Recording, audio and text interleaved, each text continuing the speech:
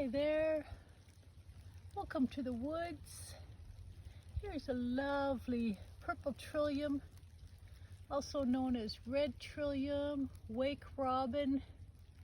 Distinctive, beautiful red purple face, three distinctive large leaves, smaller one beside.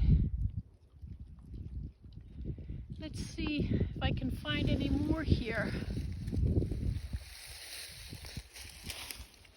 So as in all forays into the woods, we take pictures and leave footprints, and that's about it. We never pick these beautiful babies. These plants can live up to 25 years in the woods. See if there's a few more up this hill. You can see some sprouting trout lilies here. Always walking gently.